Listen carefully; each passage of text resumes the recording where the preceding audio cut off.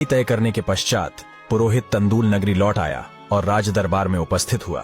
जब राजा सिंधा सिंह को यह ज्ञात हुआ कि पुरोहित राजकुमारी की सगाई चौहान राजवंश में तय कर आया है, तो राजा सिंधा के क्रोध की सीमा न रही और राजा ने कहा कि अगर तुम पुरोहित ना होते तो इसी क्षण तुम्हारा सर धड़ से जुदा कर दिया जाता। जिसके बाद राजा ने पुरोहित को तुरंत जाकर सगाई तोड़ आने का आदेश दिया। भयभीत पुरोहित ददरेवा नगरी के बीहड़ में जा बैठा और मन ही मन भगवान को याद करने लगा, क्योंकि उसे भली भांति ज्ञात था कि चौहान राजवंश इस अपमान का क्या प्रत्युत्तर देगा। और उसी क्षण नगर भ्रमण करते हुए गोगाजी वहां आ पहुंचे और पुरोहित को पहचान लिया। वापसी का कारण पूछने पर शर्मिंदा होते हुए पुरोहित ने सारा वृतांत गोगाजी को कह सुनाया, जिसके बाद स्वयं गोगाजी ने अपनी माता बाछल से सगाई का सामान लाकर पुरोहित को सौंप दिया। जिसके बाद रात में सोते हुए गोगाजी ने स्वप्न में राजकुमारी सीरियल को देखा। सगाई टूट जाने के कारण माता का कोमल हृदय पीड़ा से ग्रसित था। गोगाजी तुरंत उठे और उसी क्षण माता बाछल से आशीर्वाद प्राप्त कर तंदूल की ओर निकल पड़े। वहीं दूसरी ओर जब तक्षक नाग को यह ज्ञात हुआ